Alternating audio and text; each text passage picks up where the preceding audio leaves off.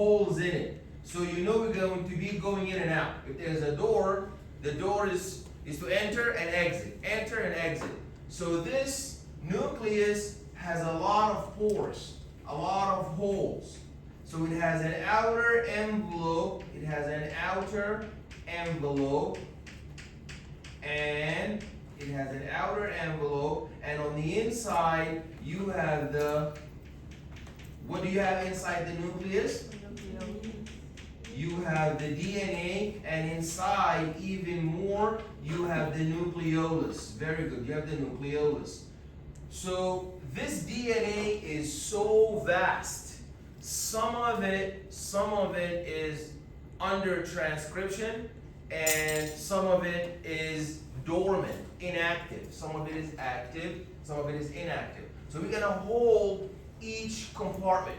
We're gonna be looking at each compartment, and we're going to investigate what is the plasma membrane, what is the cytoplasm, what's happening in the cytoplasm, what is the nucleus, what are the processes that are happening in the nucleus. So when you look at the cell, don't look at it all at once. You know, imagine you look at New York City all at once from the outside. Or if you look at the map of the whole world just from the outside, it's not going to make sense unless you already have in mind to, first of all, break down the whole world into ocean versus land. Then the land, you divide it to continents. Then the continents, you narrow down to North America. Then North America, you narrow down to New York. Then you narrow down to multiple different boroughs. Then you narrow down to the from borough to county, and then to the neighborhoods. You know what I mean? So the same thing, the cell, you don't look at it all at once. You have to break it down to 3 compartments, and you keep narrowing down until you get to your destination. Is that clear? Okay, so with this in mind, let us now look into the let us now look to the PowerPoint slide. I hope the PowerPoints. Is everybody able to access the PowerPoints? Okay. So let us now log into you go to files and September the 8th and download week 2 UMSV lab.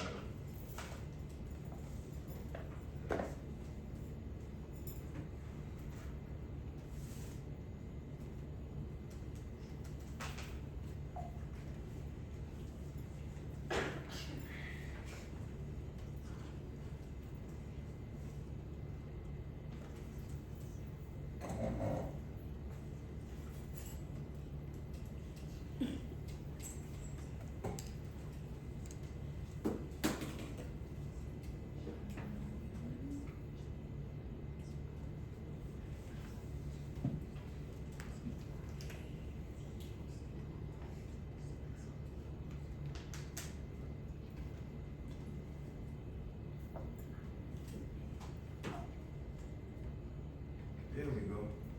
That's excellent.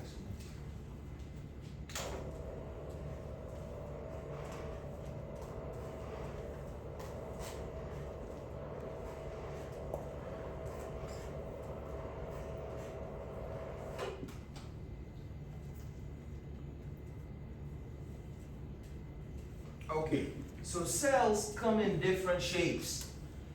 Their shapes correspond to their function. The cellular shape corresponds to the function. Some cells, as we will see next week when we look under the microscope, some cells are going to be squamous. Squamous meaning they are like a sunny side up egg. So the nucleus is going to be facing up. And you will see some tissue, like your epithelial tissue, is going to be a form of squamous tissue. Cuboidal tissue. Cuboidal cells, these are cells that are equally wide as they are long. So the cell is like a cube. Some cells are columnar, meaning that they are more tall, more long than they are wide. They look like a rectangular box. Other cells are polygonal. Some cells are stellate. An example of that would be your nervous system cells. Some cells are spheroidal. These are your immune system cells. Some cells are fibrous. These are your skeletal system cells. Some cells are fusiform, and these are your smooth blood vessels. These are your smooth muscle cells. And discoidal cells. What's an example of discoidal cells? Biconcave cells. These are your red blood cells. Very good. Okay. Now when we talk about the microscope, we have to understand the difference between magnification versus resolution. B is resolution. A is magnification. What's magnification and what's resolution? Yes? Magnification is how much zoomed in you are, and resolution is how clear the picture is. Excellent. So magnification is making things visible for us to see. Your naked eye can see as small as how much? The smallest your eye can see is about 1 millimeter. Below 1 millimeters, your eyes cannot see. Even 0.99 millimeter, your eyes cannot see. Your eyes will only see from 1 millimeters and above. So if you want to look at beneath 1 millimeter, you need to look at through the microscope. So the microscope is going to magnify using ocular lens, the one you put your eyes on. That's why they call them ocular, because you put your eyes on them. And then there are the objective lenses. The objective lenses are the lenses that you put your object, your slide, your tissue on. And resolution doesn't mean you'll be able to see something that was smaller you could not see from before.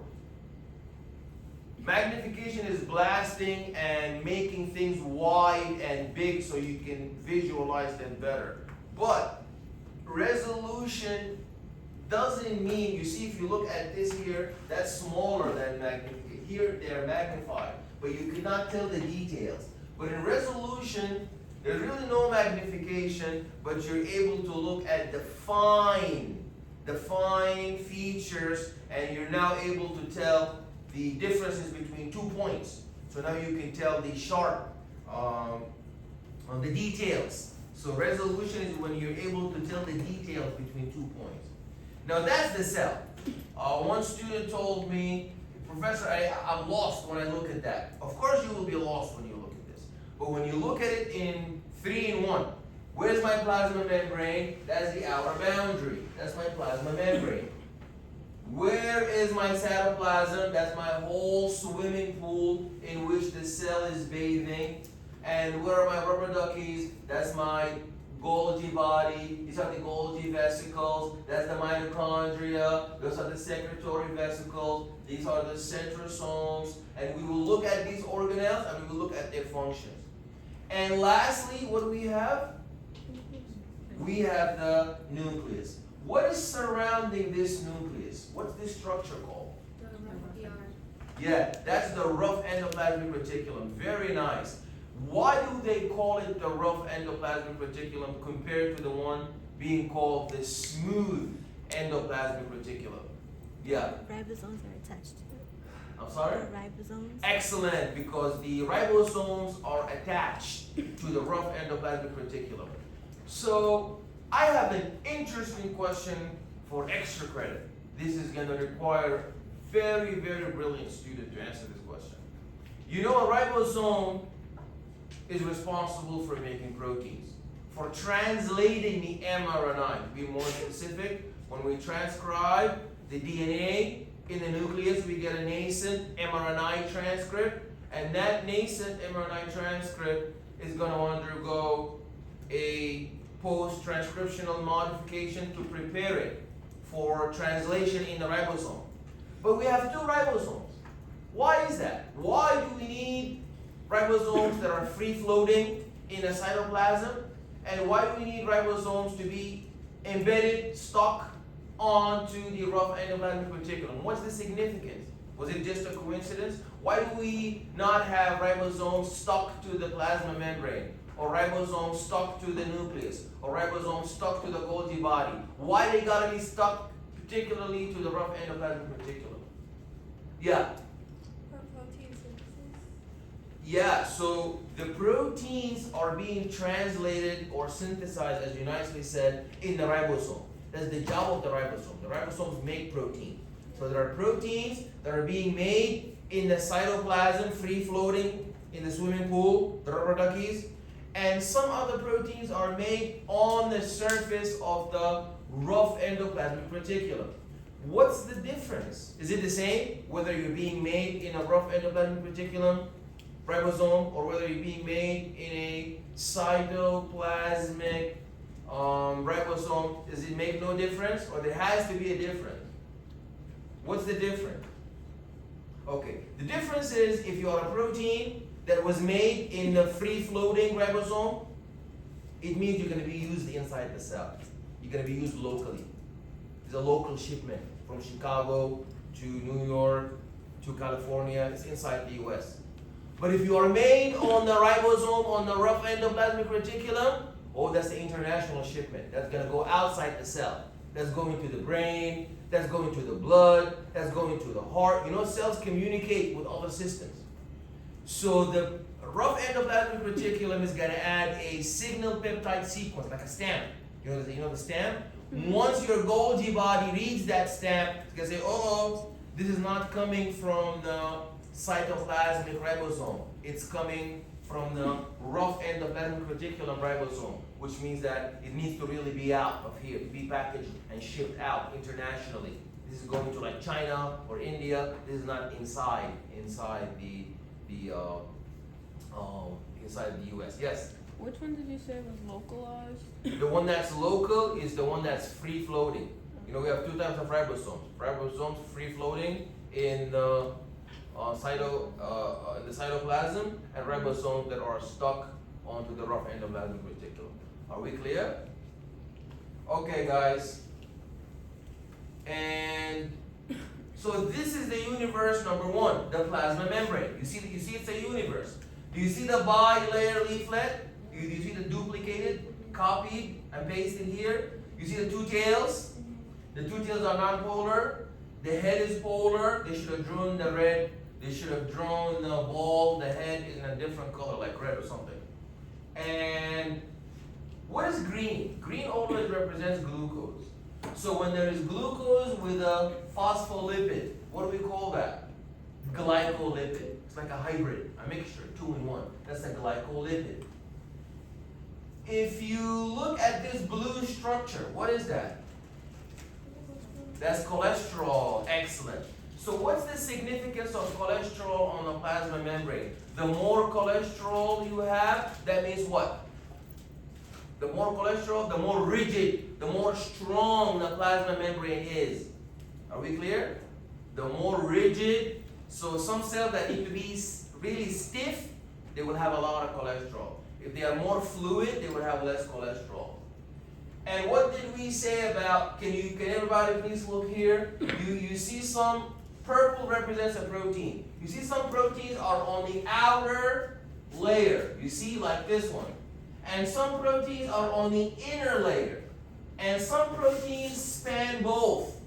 What do we call the proteins that are either on one layer or the other? Like these ones or the ones down here. What do we call those? I'm sorry? Peripheral? Yeah, these are peripheral because they are either on one periphery, either the outer periphery or the inner periphery. Is that clear? Questions? Questions so far? Any questions? Questions? No questions. Okay, now when we look into, now you see proteins, when we saw lipid with glucose, what did we call that? Glyco? No, lipid with glucose.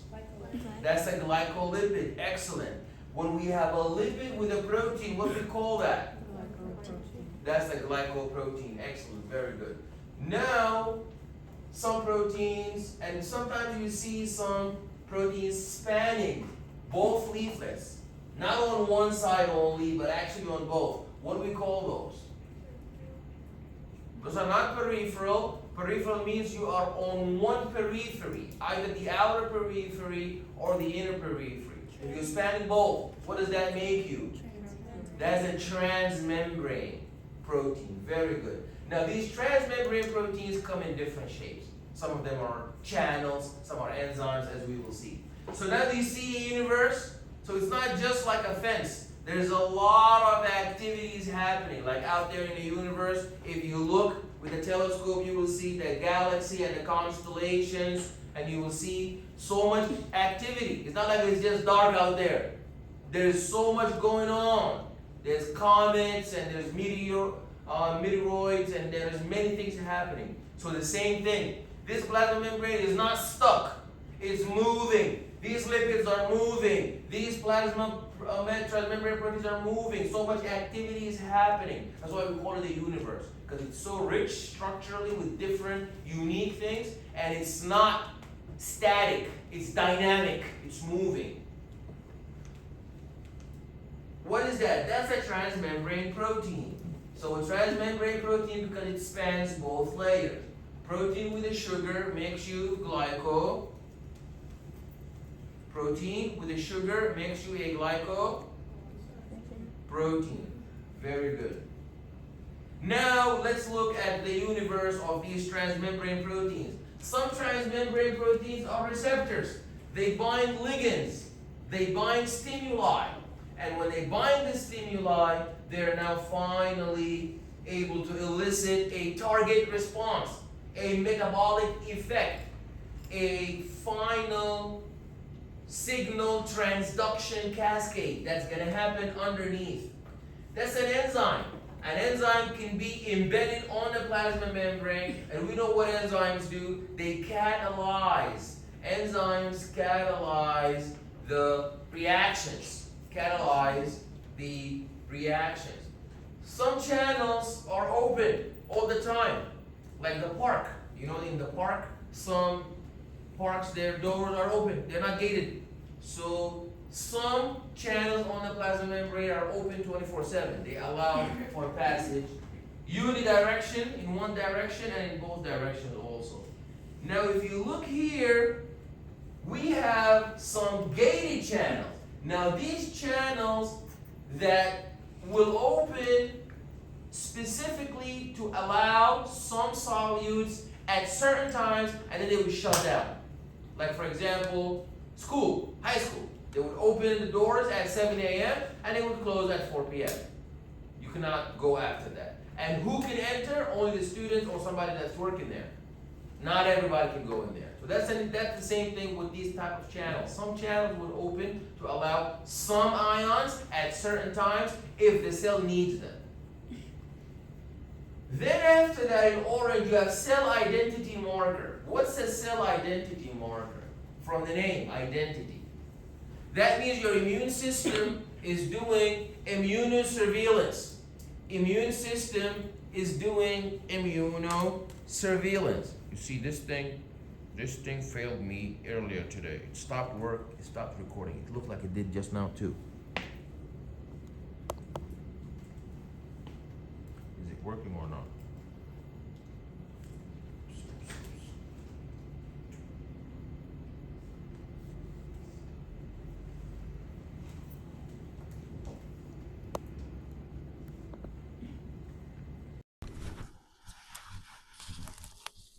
Okay. I'm sorry. So what's a cell identity marker? Cell identity marker is how your immune system recognizes your own cells as self from bacteria, non-self. How does your immune system tell this is bacteria, needs to be killed? That's parasites. They need to be killed. Those are fungi, need to be killed. Those are worms, have to be killed. Those are viruses, must be killed. How does your immune system know that? Does it have eyes to see? It uses those cell identity markers. So when it scans on the surface of the bacteria and does not find a cell identity markers, you're definitely an invader. How could that be a type of a disadvantage sometimes? Yeah. So some viruses, they can replicate like the RNA or whatever, and if it has that cell identity marker, then it's going to go undetected. The viruses don't have cell identity markers. The viruses, you mean like HIV? Are you talking about the case with HIV? So retroviruses are viruses that sandwich their own mRNA inside the cell, and they go from retro because they went from mRNA back to DNA, where we usually transcribe DNA to get proteins, to get mRNA. They are very dangerous because they have reverse transcriptase enzymes that will reverse the mRNA to DNA. We're not talking about that. We're talking about on the surface of the cells. Those cell identity markers could be a problem in transplant. Like, let's say, if I donate my kidney or somebody donates their kidney to me, my immune system is going to be screening the surface of all the cells. Once it screens the surface of the cell of the new kidney that I got, does it have any way of knowing that, listen, these are not our cell identity markers, but that's still kidney? Will it know that? It will not, because it can only know your cell identity markers. So it will mount a launch a severe antibody attack, hypersensitivity attack against that brand new liver that you got, or the brand new donated transplanted kidney. Does that make sense? Those are the cell identity. What are the CAMs? Cell adhesion molecules, or the CAPs, cell adhesion proteins. What are CAMs? Some books call them CAPs. CAMs. What are CAPs and CAMs? Cell identity markers. Cell identity, no, not cell identity, cell adhesion. Cell adhesion markers. Cell adhesion protein. What are those? They know what cells to bind to? They are staples. A staple. Adhesion. So you got a good hint. Bind, you said bind to because you heard adhesion. So adhesion is when they stick together. Very good. So you see? So that's our cell, number one. It will send out a hook. You see how the train is connected to each other with train adhesion structure, but they don't call it that. But that's the same concept. Your cells are stuck to one another, very close to each other, because they are stuck with cell adhesion molecules. Okay, you need to understand the second messenger system. You see, this second messenger system is much simpler than what it looks. If you have, remember what I drew, that we have a bilayer leaflet. This bilayer leaflet, is it polar or non-polar? The core, the phospholipid bilayer core, is it polar or non-polar? Non-polar. So you have some hormones like testosterone. If it ends with erone, that's a steroid made from cholesterol. Is cholesterol polar or non-polar? The cholesterol is non-polar, that blue one. That's why it's stuck in the core. Remember this. Remember, yeah, you see here, blue? Why isn't it stuck to the outside? It's stuck, you cannot even see so this, that's the cholesterol. So some hormones are made from cholesterol. That means they will be able to cross the bilayer leaflet, or they will be blocked. If you are made, please think before you answer. If you are a hormone made from cholesterol, such as estrogen, testosterone, progesterone, aldosterone, cortisol, if you're made from these type of non-polar cholesterol, will you be able to cross the bilayer leaflet or not? No. Why not? The bilayer leaflet is already non-polar. Wouldn't non-polar also welcome non-polar? Cells of the same feather flock together, right? Like dissolve like. So if you're non-polar, you dissolve in non-polar. Okay? So detergent dissolves in oil. Salt dissolves in water. Because salt is polar, water is polar, they dissolve in each other. Fat, butter is non-polar, it dissolves in the detergent, which is also non-polar. So that means testosterone, estrogen, they will cross the bilateral or not?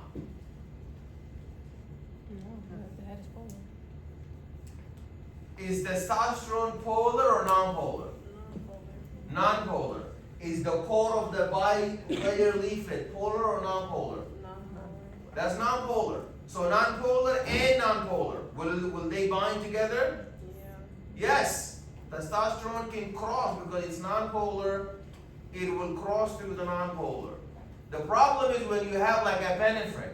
Epinephrine is polar. So it cannot cross. So how are we gonna solve this problem now? You see, if you order some food and nobody can enter the school except you. If the driver, the Uber driver, is a student at the same school, they can walk in. They can walk into your dorm. Supposedly they are like from the dorm, they have the pass. So these steroid hormones, they have the pass. They can go through, right? The bilateral leaflet, because they're made from cholesterol. The one who doesn't have the pass is who? Epinephrine, because it's polar. So it's gonna need a second messenger. So you see, that's the first messenger, epinephrine. It binds on the outside. It cannot get inside. It doesn't have the ID. It cannot dissolve in the non-polar. It's polar. So it binds on the outside. Then from the inside, a signal transduction pathway gonna take place, like a dominoes effect. This one gives the torch to the next one, gives the torch to the next one. So you see that in the end, you're gonna end up with a second messenger, cyclic AMP. Cyclic AMP is going to activate a kinase. What's a kinase? What's a kinase? A kinase is an enzyme that's going to phosphorylate, add a phosphate group. And then you see the second. Did we need a second messenger for cholesterol-based hormones? We did not. Who do we need a second messenger for? For epinephrine and other polar hormones.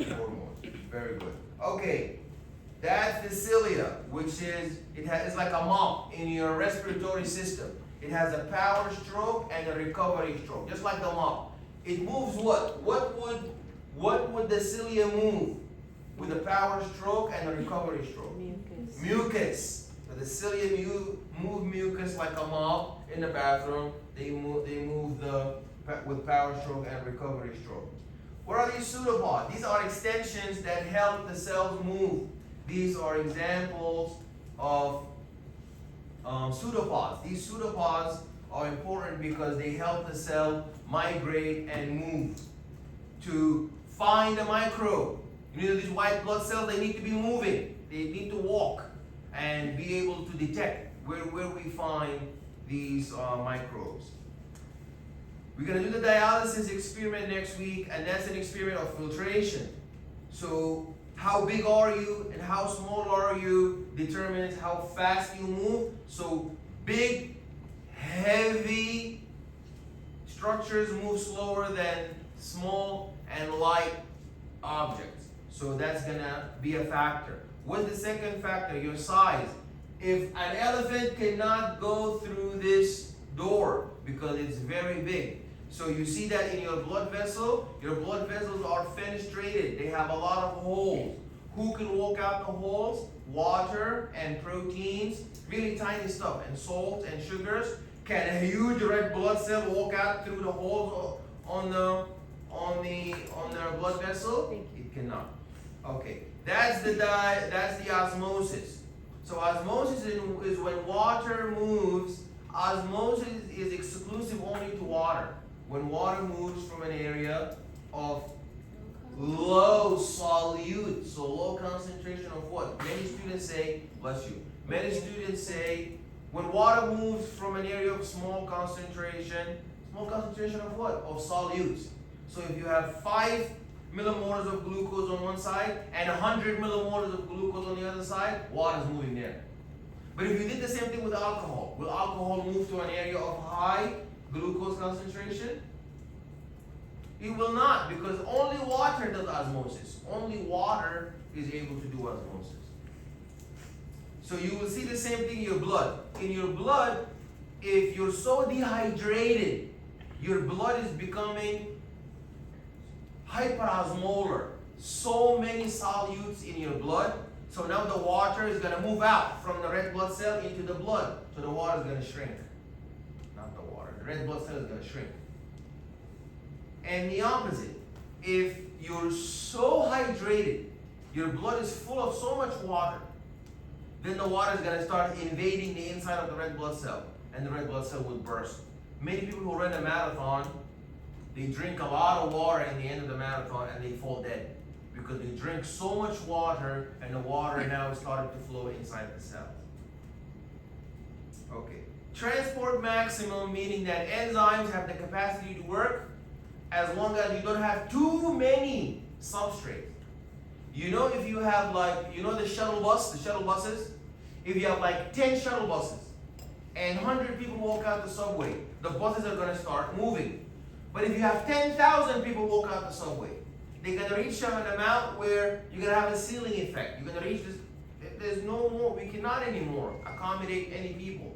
So that's why the people who have diabetes, when they urinate, there's a lot of sugar in their urine. Why they have a lot of sugar in their urine? Because there's so much glucose that the glucose transporters who are taking the glucose from the urine back to the blood, they say we're overwhelmed. There's more glucose than we can uptake and reabsorb. So now the glucose starts to leak. So this concept of, you need to remember TM, transport maximum. So that means the enzymes have been saturated. Facilitated diffusion. What does diffusion mean? Diffusion means, number one, movement of particles through what kind of energy? Kinetic energy, bumping.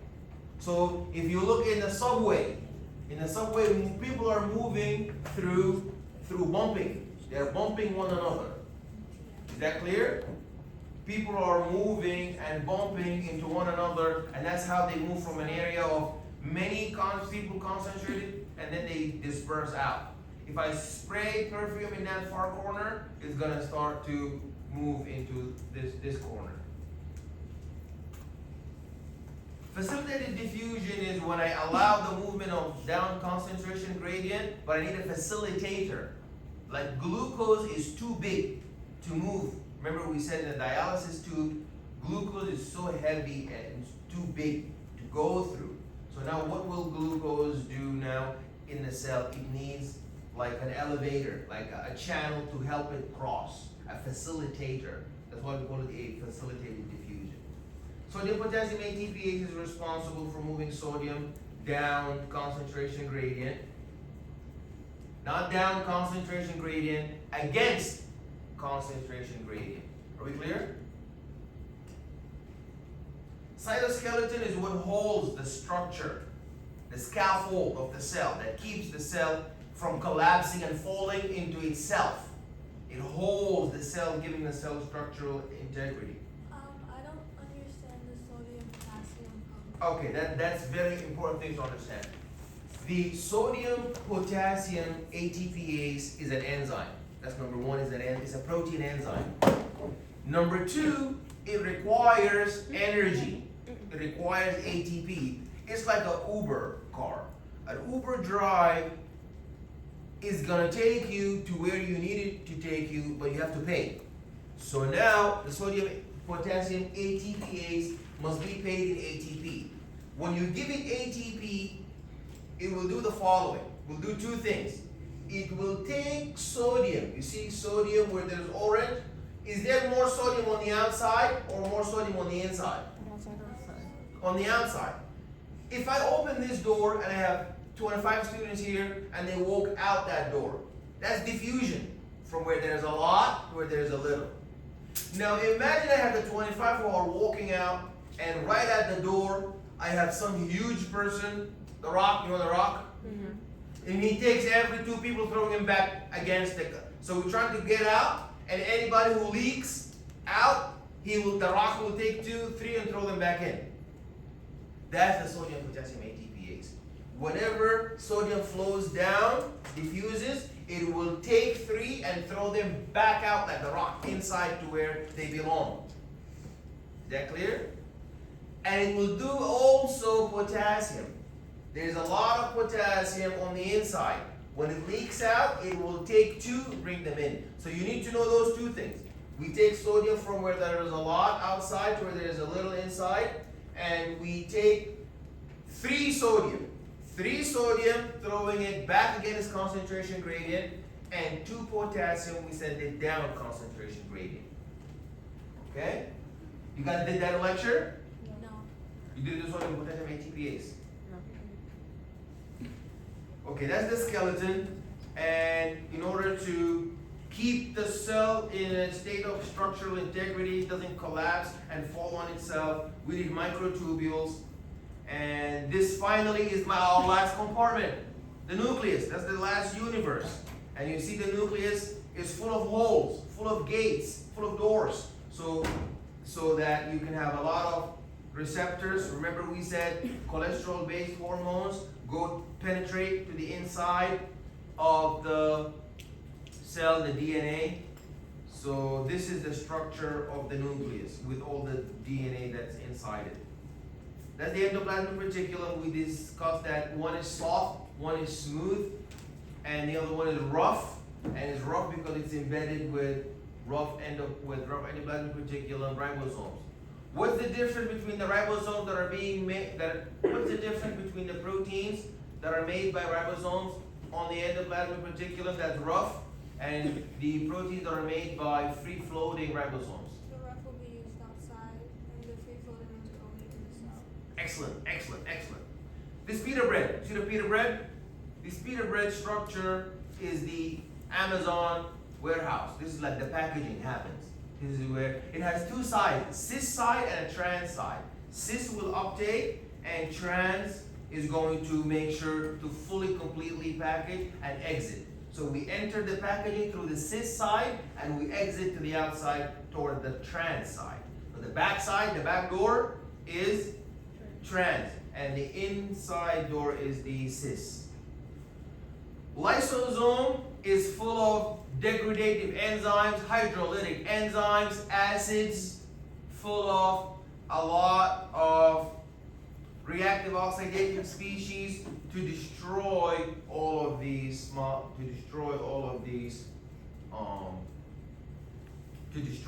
invading bacteria. So lysosome is degradative, very dangerous. Peroxisome is a recycler. It takes peroxide and it makes it into water and oxygen. You know, this peroxide is dangerous. We use it to burn bacteria. It's toxic. We use it to put it on our skin where there is a wound to kill the bacteria, to prevent wound infection. So in our body, there's a peroxisome. It would take all the peroxide that is generated by metabolic waste in the metabolic processes of the body. Will take peroxide and it will do what to it? Convert it into water and oxygen. That's the peroxisome. Then you have the proteasome. Many students confuse peroxisome and proteasome. Proteasome is the shredder of bad proteins. Anybody heard of mad cow disease? Mm-hmm. Mad cow disease is when there is a deposition and sedimentation and piling up of so many bad, improperly folded proteins in the brain. Humans also have that, especially cocaine addict and heroin addict. People who are addicted to heroin and addicted to cocaine, there is a high turnover. There is a lot of misfolded, improperly folded proteins that start to develop. So now they gotta pile up in the brain and they cause a disease just exactly like mad cow disease, but mad cow disease, at least they didn't get it because the cow was smoking heroin. Okay? They got it for some other disease, but we get it mostly because of the heroin and the cocaine addiction. That's the mitochondria. We all know it's responsible for the powering, the ATP, and initiating apoptosis, programmed cell death. These are the centrioles who are responsible for the cell cycle. So now we're gonna move into the we're gonna move into the cell cycle where you guys have to fill out the worksheet. So this cell cycle is divided into two phases. The cell cycle is divided into two phases.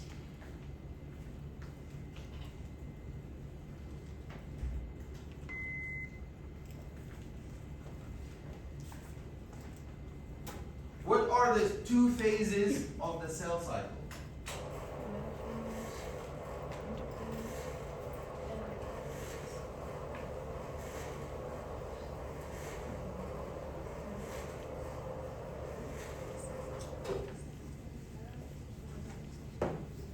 What are the two phases of the cell cycle?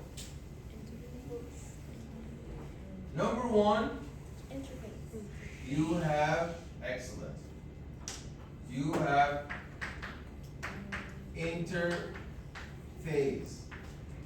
And the second is known as, this is mitosis. Mitosis is divided into prophase, prometaphase, metaphase, anaphase, telophase,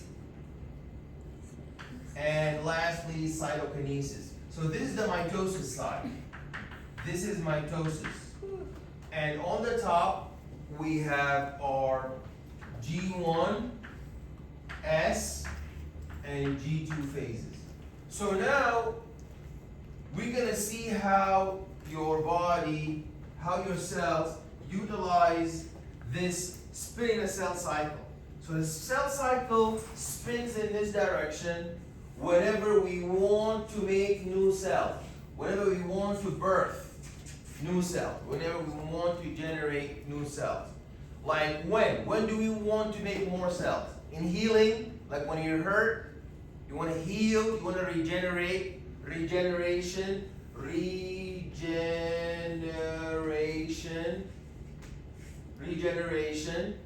and also in growth and development. So the baby, in order to develop and become mature, become an adult, the cells need to enter the cell cycle. And the cell cycle is going to replenish a lot of cells to make for that, to make it possible for the growth of that child. Clear? Any questions?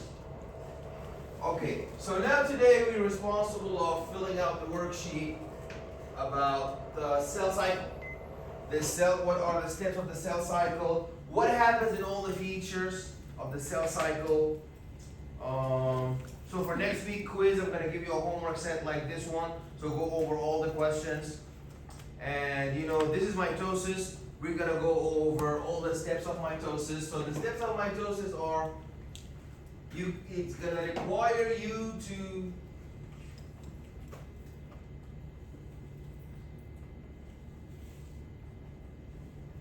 sit down and go over the steps so you can become familiar. For example, you need to understand each stage, just like the life cycle of a human being. When you are a child, there are distinctive features that tell you this is a child.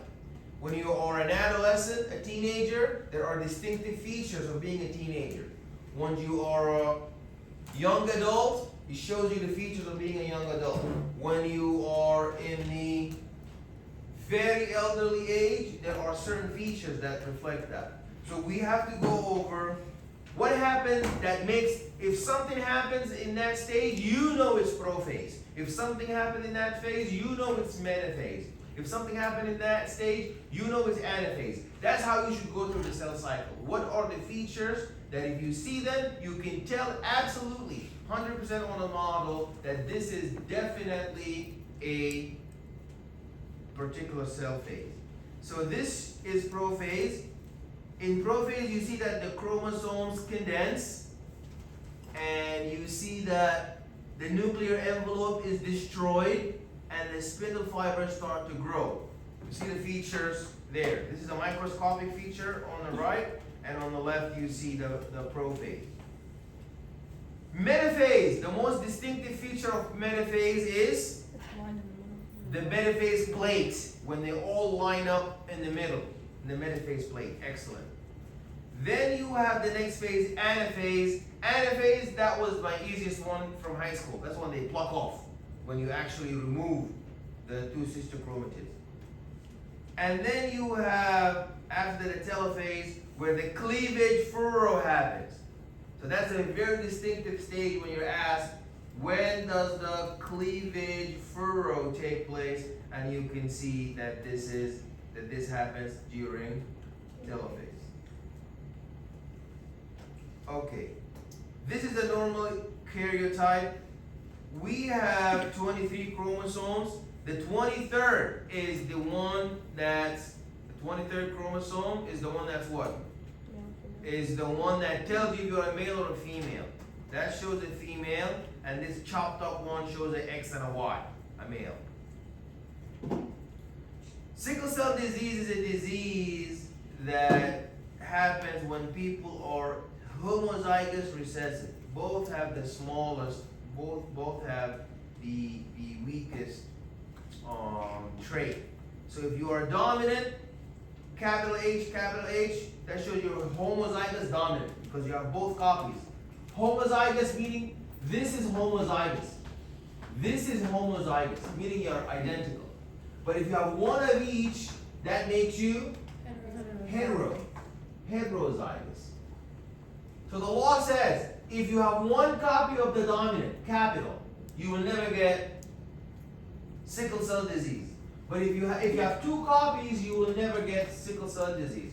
But if you have one copy that's capital, dominant, and one copy that's small, recessive, it means you're a carrier. And if you have two small copies, two little h's, you definitely will have sickle cell disease. And lastly, you see that this cancer. Cancer, you need to worry about the difference between invasion versus metastasis. Metastasis. What's the difference between invasion and metastasis? Invasion and metastasis. Metastasis, it like builds on each other and then it like creates something bigger. Yeah. And then invasion is just like the introduction of the cell. Introduction. Any other definitions? Invasion is when the cancer cell starts to invade locally, nearby. So that means if some patient has a kidney cancer, the cancer stay in the kidney. That's invasion. Lung cancer, God forbid, stay in the lung. Brain cancer, stay in the brain. But if it's lung cancer and it goes all the way to the brain, that's not invasion. That's metastasis. If it's bone cancer and it goes to the lung, that's metastasis. If you stay where you were in one place, that's invasion.